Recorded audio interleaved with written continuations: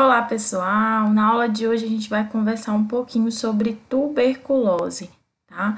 Eu vou utilizar uma apresentação que foi produzida pela área técnica da Secretaria Estadual de Saúde, que trabalha diretamente com o controle da tuberculose, né? A vigilância, o monitoramento da tuberculose no estado do Tocantins, tá bom? Então, a gente vai começar falando um pouco sobre os aspectos básicos e epidemiológicos. O controle da tuberculose, ele envolve aí uma série de ações relacionadas à parte clínica, né, tratamento, organização dos serviços e interações entre outras áreas dentro e fora do setor saúde e sistema de informação. E, claro, vigilância, né, que a gente vem conversando aí, que é extremamente importante quando a gente está falando das doenças transmissíveis. Tá? O agente etiológico, né? O que causa a tuberculose? A TB, ela pode ser causada por qualquer uma das 7 espécies que interagem no complexo Mycobacterium tuberculosis, tá? Aí a gente vai ter Mycobacterium tuberculosis, Mycobacterium bovis, Mycobacterium africano, Mycobacterium canete, Mycobacterium microti, Mycobacterium pinnipede e Mycobacterium caprae, tá? Então, qualquer um dessas 7 espécies vão ser agente etiológico, né, da tuberculose. Em locais, o Mycobacterium bovis, ele pode ter especial relevância, né, como agente etiológico da TB, e apresenta-se forma idêntica ao Mycobacterium tuberculosis, né, com maior frequência na forma ganglionar e outras extrapulmonares, né. A gente vai ver aí que a gente pode ter a tuberculose clássica e a tuberculose extrapulmonar, que é quando esse agente se desloca para outra parte do nosso organismo e vai provocar aí também uma série de alterações. Então, pergunta: todo paciente com tuberculose transmite a doença? Então, quem transmite a tuberculose? Primeiro, tá? Os pacientes com exame bacteriológico de escarro positivo são as pessoas que sustentam aí a cadeia de transmissão da doença. A tuberculose extrapulmonar exclusivamente são desprovidas de infectividade. Então, nos casos de tuberculose extrapulmonar, não há essa transmissão.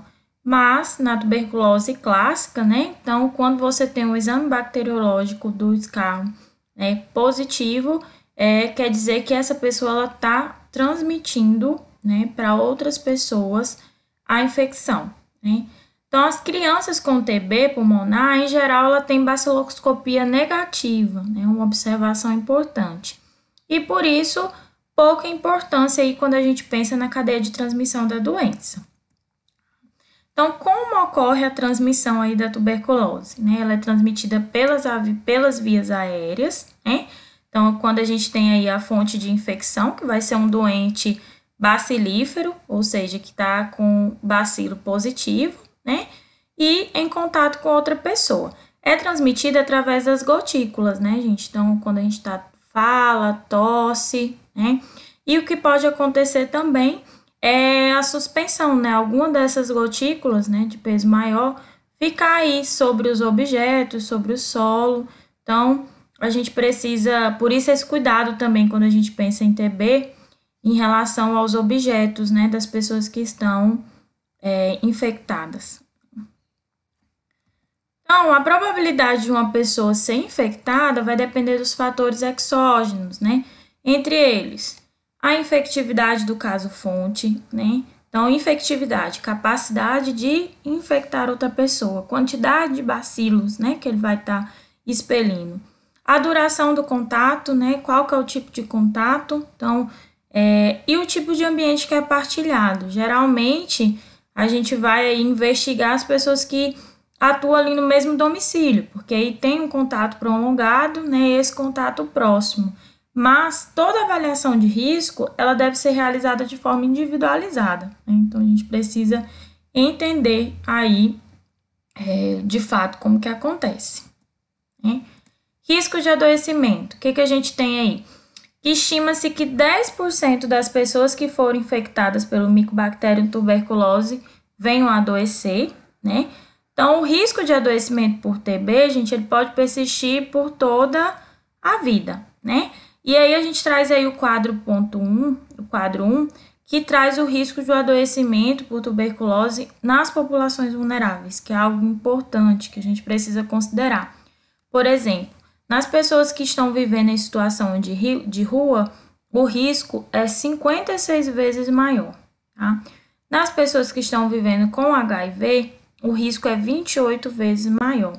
Nas pessoas privadas de liberdade, o risco é 28 vezes maior. E nas pessoas indígenas, o risco é 3 vezes maior, né? Então, a gente precisa também considerar essas características da população, tá?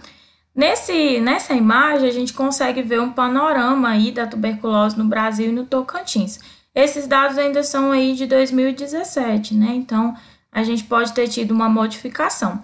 Mas como é uma doença também que a gente já tem uma frequência de incidência e prevalência, né? Então, a gente já tem, espera-se, né?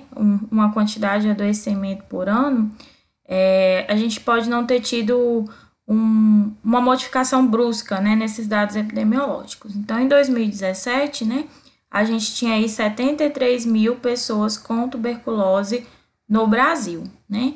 E aqui no Tocantins foram detectados 155 casos novos de tuberculose, entre eles aí, 4 mortes, e no Brasil, 4.500 mortes. Tá?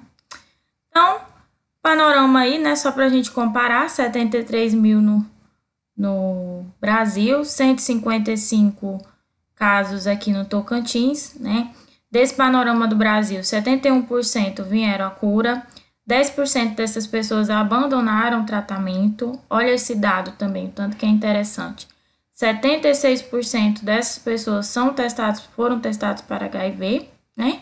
E 54% dos contatos foram examinados, tá? Quando a gente descobre a TB, das questões do protocolo é também já fazer o teste para o HIV, tá, gente? Então, quando a gente tem esse dado aí de testagem, é importante porque a tuberculose, ela pode, né, num paciente com HIV, vir a ser uma doença oportunista e levar a óbito, né? Então, aqui no Tocantins, a gente teve aí 63,4% de cura, 6,9% de abandono, né, que são as pessoas que iniciam e não concluem o tratamento.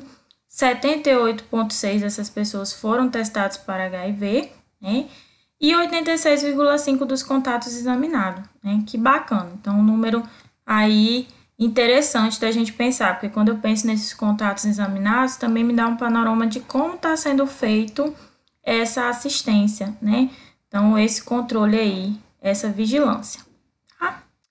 E aí, para a gente concluir essa primeira parte, né, a gente tem aí a estratégia pelo fim da tuberculose, né, que foi um programa criado mundialmente, né, e que tem aí as metas até 2035, que são reduzir aí o coeficiente de incidência para menos de 10 casos por 100 mil habitantes, né.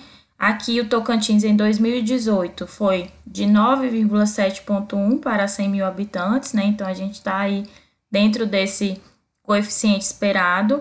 E reduzir também o número de óbitos, né, por tuberculose em 95%, ou seja, a gente só ter um caso a cada 100 mil habitantes, né? E aqui na nossa linha do tempo, né? Então aí no ano de 2018 a gente ainda teve 5. Então, esse dado é um dado que precisa ser trabalhado, né, para a gente pensar em alcançar essa meta, ok?